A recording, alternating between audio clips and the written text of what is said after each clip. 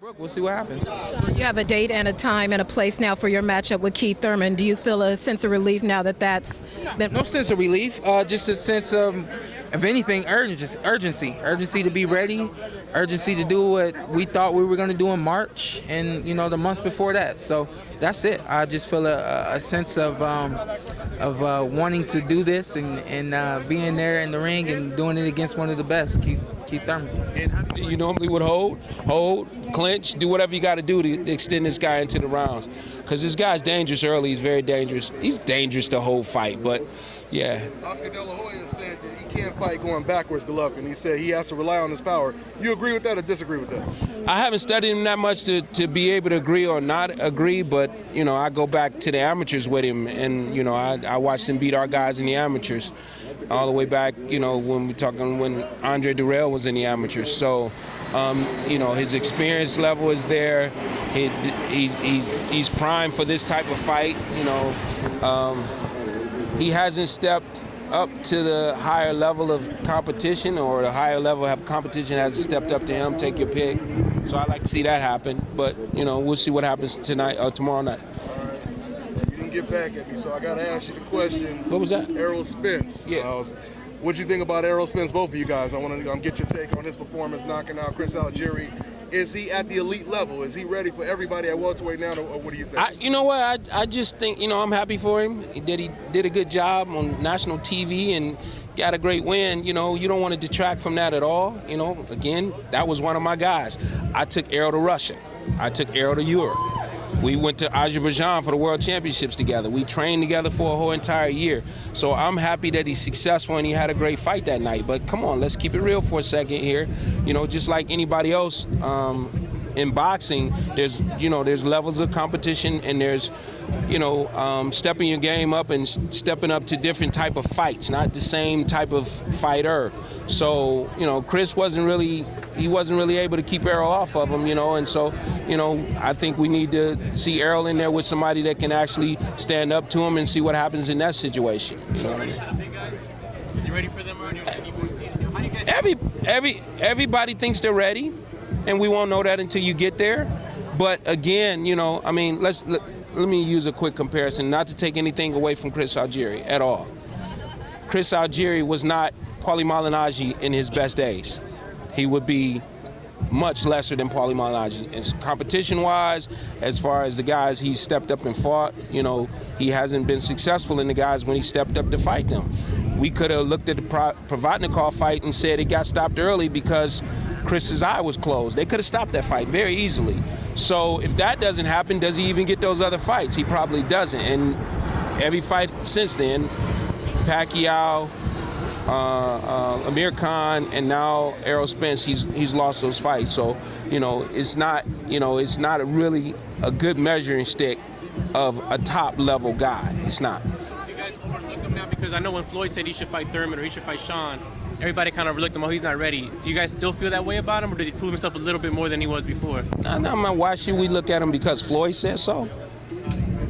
Come on, man. Floyd's still running around here talking about Tank is the next Floyd. Floyd, there's a long way from the lip to the cup. I'm sure he don't understand what that means. But this little space right here to take this sip could be 100 years before you see another Floyd Mayweather Jr. That's props to him. But for you to let that come out of your mouth and put that on somebody else, not the right message you're sending to that guy. So, everybody got to take their steps, and everybody going to get to that point. And I'm sure that, June 25th, after that fight's over, whoever wins that fight, they'll be saying, is this person or that person ready for them? But I'm sure we're looking for bigger and better. I'm sure Keith is looking for bigger and better. Nobody's looking back. None of us are looking back at upcoming guys. We're looking at the guys that are right here with us right now. The Pacquiaos, the Tim Bradleys, the top level guys that are here right now. I agree with that 100%. I think he looked very impressive against Algieri, but again, Algieri has not, been the guy that, we saw when he fought Provodnikov, fighting through a storm and winning that fight. So, like my dad said, it's a hard measuring stick to put it up against when you look at Chris Algieri, but an impressive victory on Errol's part. But me as a fighter, like I was just telling somebody, I'm not a matchmaker, so y'all just tell me when I got to fight, who I'm fighting, and then that's what I handle. So. He been in there.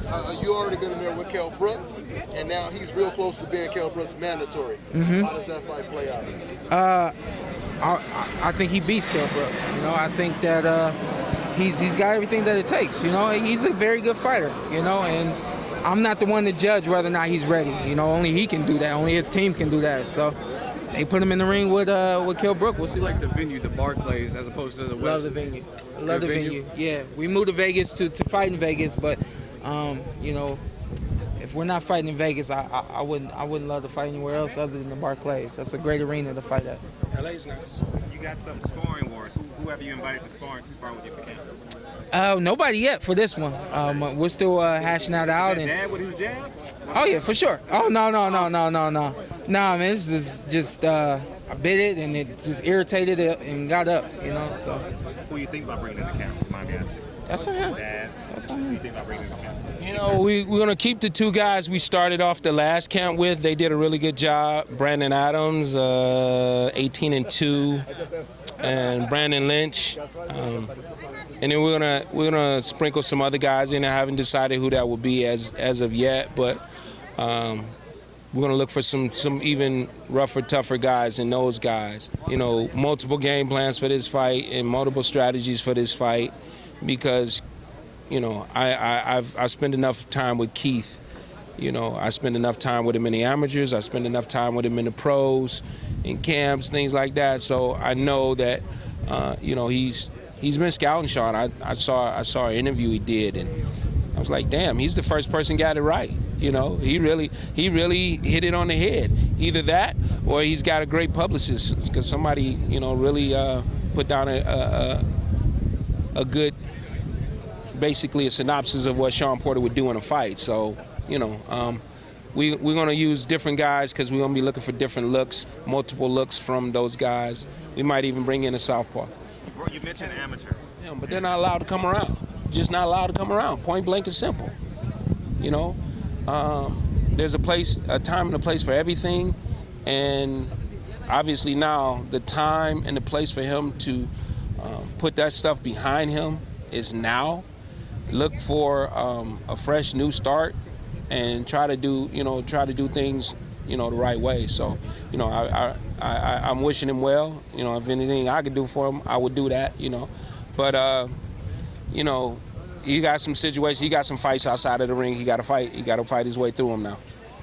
Kenny, when you look at this fight with Thurman, do you anticipate it to be a harder fight than the Brook fight, or kind of on the same level? Nah, you know what? I think Keith's going to fight more than Brook did. You know, Brook's game plan, grab and hold Shawn, grab and hold, you know what I mean? That, I highly doubt that Keith's going to try to do that. I'm sure it's going to be a harder fight, more exciting fight than the Brook fight, and we're going to try to make it much more exciting than the Brook fight. So moving forward here, getting closer to June 25th date, we'll crank up everything. We will have a lot of our guys actually doing a lot of clinching and holding as well, but yeah, we're going to be prepared for a lot more from him than we had to prepare for that guy. Oh yeah, I agree 100%. From my perspective, it's just a matter of this fight's gonna be much better for me. A lot of things that I lacked against Kell Brook, I won't lack in this fight. You know, one of those key things being intelligence. I wasn't intelligent through 12 rounds of fighting Kell Brook. Yeah, I applied pressure. Yeah, I think I won, but it just wasn't enough, and I know where I didn't have enough. And it was definitely from the mental aspect, the focus aspect, the listening to the corner aspect, and being intelligent in the ring. And I look to be all of that against Keith Thurman. What do you think about, ever since Kell Brook fought you, he hasn't fought anyone as tough as you, and meanwhile you're taking on Keith Thurman. What do you think about what that says about you as a welterweight? Well, you know what? I think only thing that says is it says exactly what I wanted to say when I'm done with this sport. I want everybody to know that I tried to fight the best, and I tried to give them my all.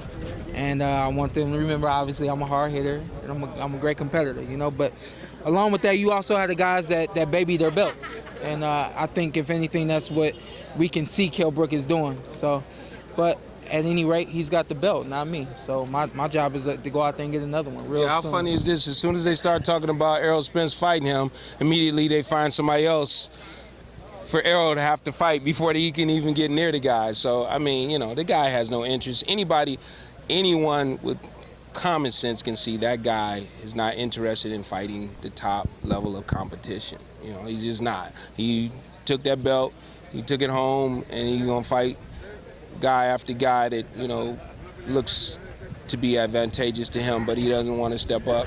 He doesn't want to take on top level competition.